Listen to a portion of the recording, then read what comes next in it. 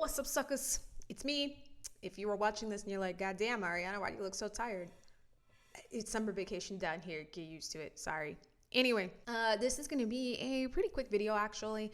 I just wanted to tell you guys that as we are coming to the end of the year, that a lot of us are going to be getting into the whole planning our yearly resolutions mindset, and I wanted to make sure that you did it in a way that was kind to your brain. So I'm just going to give you 3 little tips here to help you set up ADHD-friendly resolutions.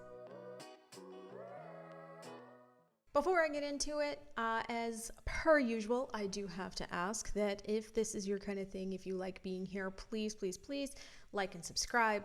It helps me find cool people, helps cool people find me, and that's all I want for Christmas.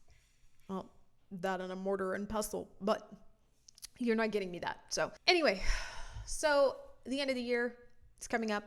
We are going to be going into 2023, amazingly, and as we start thinking about what our goals are for next year, whether they be personal, whether they be work, I want to suggest that you guys do 3 things to make sure that you are setting yourself up not only for success, but also just to be a lot more content with your year. Just launching right into the first thing, I would suggest that when you're planning out your year next year, that you don't plan most things beyond 6 months. A lot of us, I don't know what it is about people with ADHD. I do not have the science to back this up, just my experience, but we love the feeling of new beginnings. Sundays and the starts of New Year's generally tend to make us feel hopeful and excited and optimistic, and we tend to act on that optimism sometimes a little bit too zealously by planning it out in advance. And by it, I mean the whole year. We don't think in terms of where we might be in 6 months or what might change. We just tell ourselves that by the end of the year, we are going to be in this amazing place that we aren't in now. And that can be great. It can be inspiring and motivating, but it can also be setting us up for failure. And I generally tend not to use the word failure, but to us it feels like a failure, right? If we tell ourselves, I'm going to make $100,000 at the end of 2023, but then, we fall and we break our leg and we have to fly home for a family emergency, or, bills become more expensive, or just things in general become more expensive, which is already happening. And we look at ourselves at the end of the year and we're like, I didn't make $100,000 this year. I am a failure. That doesn't feel great. And generally, I'm not one to say that we should be avoiding feeling bad, but I do also fully believe that we can choose when it's time for us to fight bad feelings and when it just doesn't make sense to. And you set your own guidelines. Why set guidelines that are going to make you feel like shit when you don't have to? So generally what I suggest is if you are going to plan very far ahead, don't plan more than 6 months ahead, and use that time when your 6 months is up or your 3 months is up or whatever to look at how you're doing, and not just to focus on how you're doing according to the metric you set, but also what you gained along the way. Which brings me to the second thing. When you are planning, plan flexibly. Try to be flexible with what your definition of success is.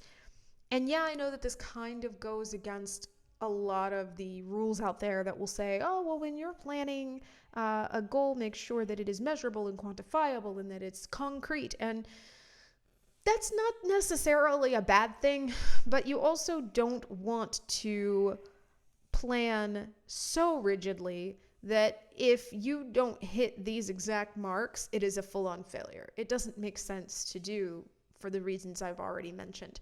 So instead, when you are setting a goal, like say for my example, I set a goal at the beginning of 2022 to read 50 books.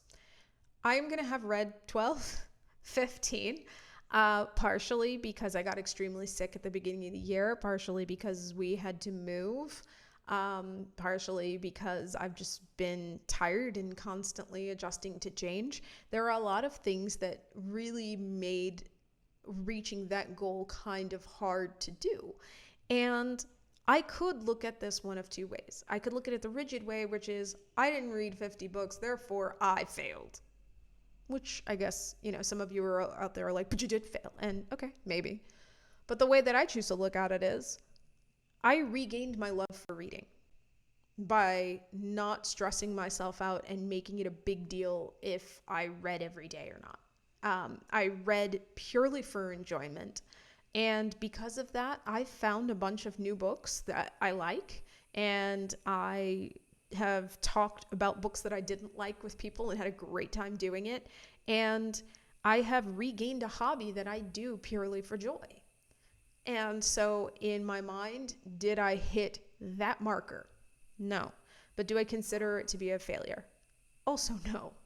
I think that I was successful in gaining my love for reading back, which was kind of the point of getting to 50 books in the first place. It wasn't about hitting 50 books. It was about getting back into reading again. So, looking at this from another perspective, if you're looking at it from the perspective of what about with work? And let's go back to that $100,000 idea. You're like, I want to make $100,000 next year. You go to your first 6 months and you realize that you're only on track to make $50,000. There's two ways that you can do this. You could do it the rigid way, and you could say, well, I'm going to be a failure if I don't make $100,000. There's nothing that's really saying that, I won't be able to subsist. In fact, maybe this $50,000 that you would make would be pure profit that you would be able to just enjoy and invest, right? Maybe you're like that. But the point is, the $100,000 is not necessarily paramount. It was a number that you set. So you could do it the rigid way and say, I suck if I don't get to $100,000. I'm going to have to hustle. I'm going to have to drive myself crazy. I'm going to have to really throw myself down to try to get that extra $50,000 in the next 6 months. Or you could look at everything else that you have gained, like I said before, and think, yeah, I may only be on track to make $50,000. But what else have I gained?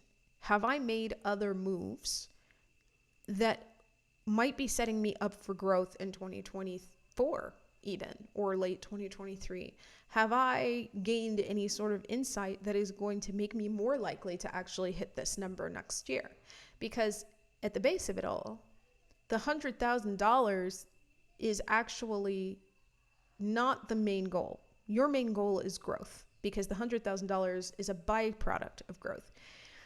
So if you grew, then you were successful. So I want you to try to be a little bit flexible in your definition of the word successful and what that means for you in 2023. And lastly, I suggest that you set a goal, one goal, for each part of your life. That means, work, personal, relationship, travel, spiritual, whatever. And the reason that I say this is because ADHDers especially really tend to suck at making sure that they give ample attention to all parts of their lives. We'll do really well at work, but we will be terrible at fostering friendships and relationships. Or we will just rock the family life, but we will be absolutely horrible at house chores. And you cannot do everything. That is not my point.